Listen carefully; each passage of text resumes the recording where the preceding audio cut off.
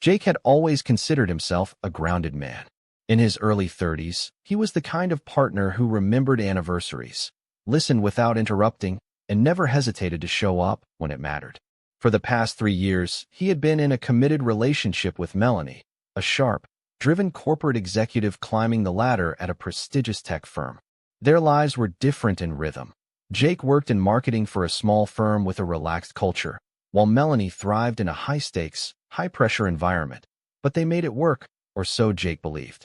When Melanie came home one evening waving a sleek black envelope, her eyes gleaming, Jake knew it was important.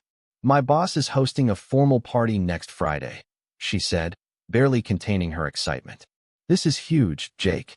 All the top executives will be there. It's not just a party, it's a career moment." Jake smiled, proud of her. "Of course I'll be there with you," he said without hesitation. For the next few days, he made it a point to ensure everything was perfect. He booked a haircut, got his suit dry cleaned, and even bought a new tie, navy silk, Melanie's favorite color. He wanted to look the part, not just for the event, but for her. This wasn't just about appearances. It was about showing up for her, being part of her world, and celebrating how far she'd come. In his mind, it was simple. This was a night where she'd shine, and he'd be right beside her, proud and supportive. He had no idea that by the end of the evening, that very belief would be shattered, and that this night would mark the beginning of the end. The valet took the keys as Jake stepped out of the car, smoothing the front of his freshly pressed suit. The venue was stunning, a downtown rooftop lounge glittering with glass walls and golden lighting, filled with well-dressed professionals holding flutes of champagne. Jake glanced at Melanie as they walked in. She looked radiant in a sleek black gown, her hair pinned in a polished twist. For a moment, he felt proud to be on her arm. But as soon as they entered, something shifted. Melanie immediately spotted a group of her colleagues and waved excitedly. "There's my team," she said, already moving ahead. Jake picked up his pace to keep up, assuming she'd introduce him. She didn't. "Mel, you made it," a woman in a red dress exclaimed, pulling her into a hug. Jake stood quietly by Melanie's side, waiting for his cue. Instead, Melanie started chatting rapidly about work projects and office gossip, not once acknowledging Jake's presence. When the group looked toward him with curiosity, Melanie said offhandedly, "Oh, he's just here with me," before redirecting the conversation. Jake gave an awkward smile, his gut tightening. As the evening progressed, things only got worse. Every time he tried to join in a conversation, Melanie subtly edged him out, either turning away or pretending not to hear him. When he lightly placed his hand on her back in a moment of quiet support, she brushed it off as though it made her uncomfortable. At one point, he overheard her telling a colleague, "I've been so focused on work, I barely have time for a personal life. Being single makes it easier, honestly." "Single?" He blinked, wondering if he'd misheard. But the way the others nodded and laughed in agreement confirmed it. She wasn't just acting independent. She was erasing him entirely. Jake tried to reason with himself. Maybe she was nervous. Maybe this was how people acted at high-level corporate events. He sipped his drink and stood quietly by the bar, pretending to check messages on his phone while watching her laugh and sparkle among strangers. Still, a quiet ache was growing inside him. Something wasn't right. And despite all efforts to brush it off, he couldn't ignore the truth whispering beneath her behavior. He didn't belong here, not tonight, and maybe not with her. Jake had been standing near the bar for nearly half an hour, sipping a cocktail that had long gone warm, when he saw Melanie light up. Her posture straightened, her smile widened, and her tone shifted from casual to calculated charm. Her boss, Mr. Langford, the regional director, had just walked in, surrounded by high-level executives and managers. Jake instinctively started walking toward her, thinking this might be a good moment to finally be introduced. Maybe now she'd proudly show who stood beside her outside of the boardroom. A man who had cheered her on during every late-night pitch and celebrated every small win along the way. But the moment he joined the circle, Melanie barely spared him a glance. "Mr. Langford," she beamed, shaking his hand with both of hers. "So glad you made it. I was just telling Olivia about that Q3 campaign you led. It was absolutely brilliant." Mr. Langford chuckled, clearly pleased. "Melanie, always a pleasure. You've been making waves lately." As Jake stood quietly next to her, waiting for his moment to be acknowledged, Melanie shifted slightly, positioning her body between him and the others. Jake cleared his throat and offered his hand with a polite smile. "Hi, I'm—" Before he could finish, Melanie cut him off without even looking his way. "Oh, he's just a friend," she said quickly, then turned her back to him. "Anyway, about that upcoming expansion." The group chuckled, not knowing how to react. Some gave Jake awkward glances. He stood frozen, a half-smile on his face, unsure whether to laugh it off or disappear entirely. His outstretched hand slowly lowered to his side. He backed away, trying to keep his composure.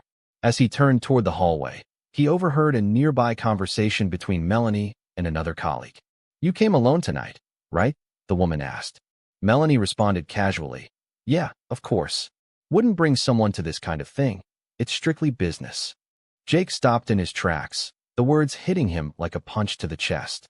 He stepped out onto the balcony, away from the clinking glasses and corporate chatter. The city lights blurred before him as a whirlwind of thoughts swirled in his mind. His hands gripped the railing tightly as he tried to steady his breathing. Was this what he meant to her? Not just excluded, but erased? He pulled out his phone, half expecting a message from her. Nothing. 10 minutes passed. Then 20. No one came looking for him. Not even Melanie. In that moment, something shifted. The warmth he once carried for her, so patient, so supportive, began to cool.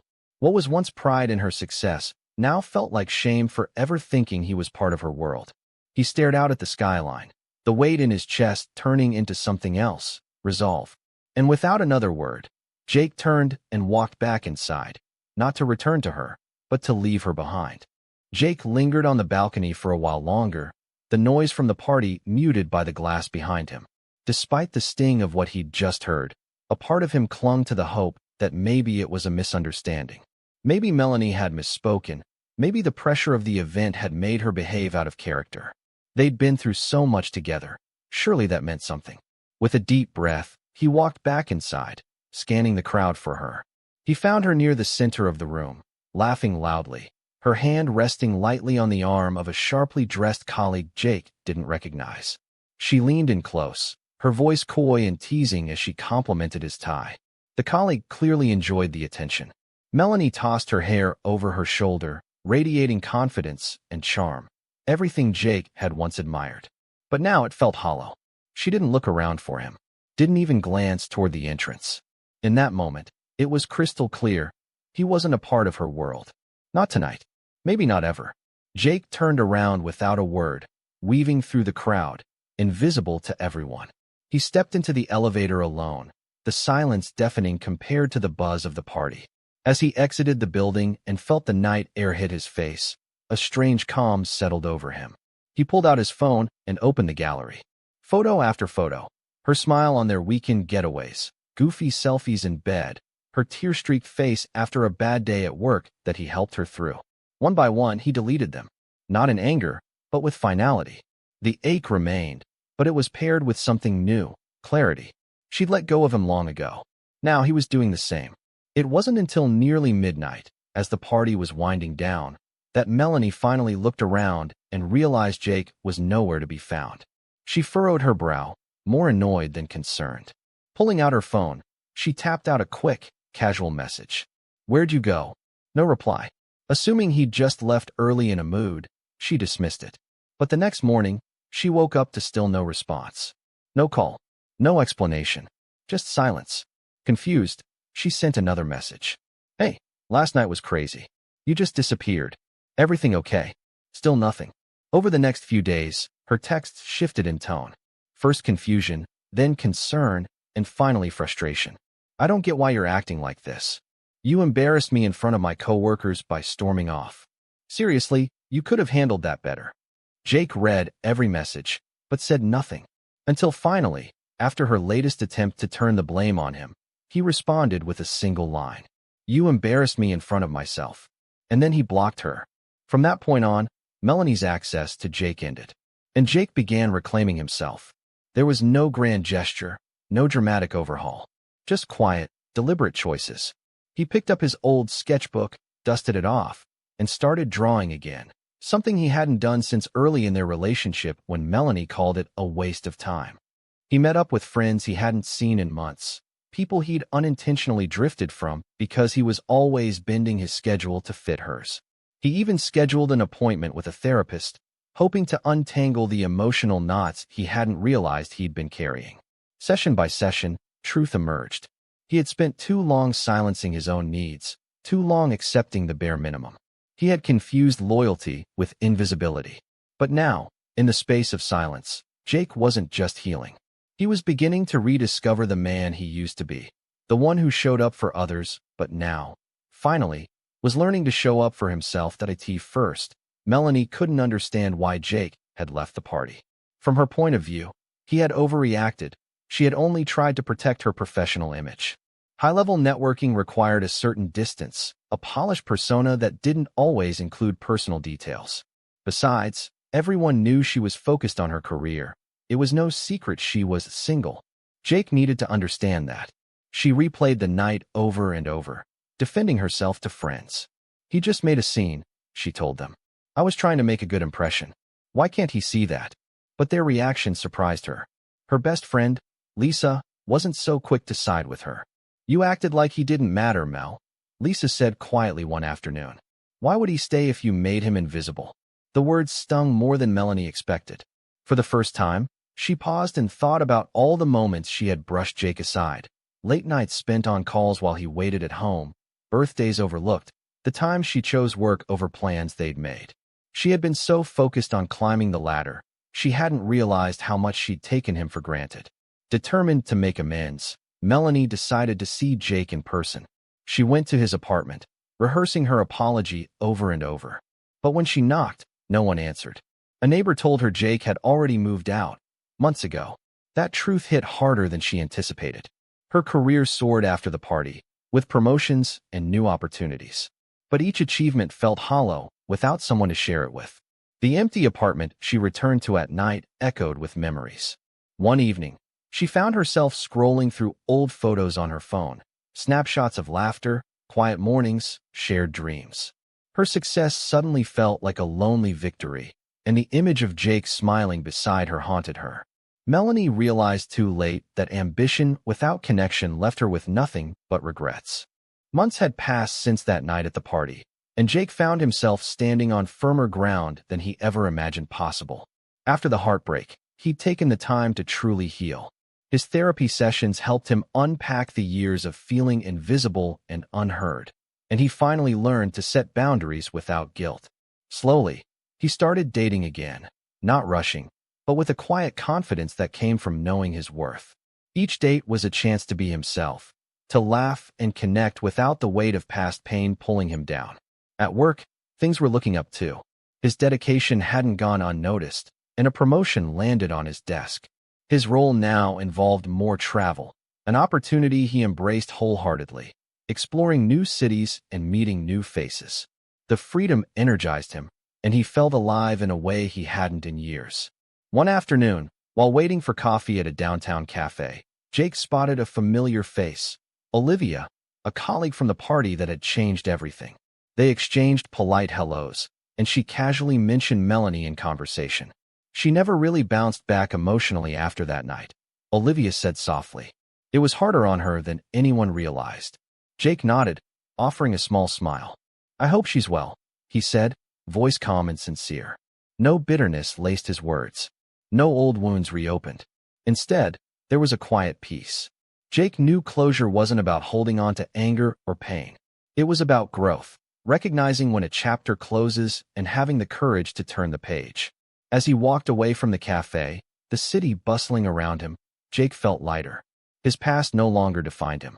He was free to build a future on his own terms, guided by respect for himself and the lessons learned from love lost. And for the first time in a long time, he looked forward to what was next. Jake often thought back to that night at the party, not with bitterness, but with a sense of gratitude. It was the moment when the painful truth became undeniable, the moment he saw exactly where he stood in Melanie's life. As harsh as it was, that clarity set him free. Sometimes, he realized, the hardest truths were the ones that opened the door to healing. They forced you to face what you might have ignored, to confront feelings you pushed aside. But in facing them, you learned your own worth, the value of being seen, heard, and respected. Jake had spent years trying to fit into a role that wasn't meant for him, shrinking himself to make someone else shine. Now he knew better. He would never again settle for being invisible, overlooked, or made to feel less than he was. His heart and time were precious, and he would protect them fiercely. One peaceful morning, Jake laced up his sneakers and stepped outside. The air was fresh, the sun soft through the trees. He walked slowly through the park, savoring the quiet calm. The world felt expansive, full of possibility. As he paused on a bench, watching leaves dance in the breeze, a small smile played on his lips, a smile born from freedom, from healing, from the knowledge that he had found himself again. Jake was no longer defined by someone else's disregard. Instead, he carried the lessons of the past gently, as a guide to a better, brighter future. And in that simple moment of quiet contentment, he knew he was finally whole.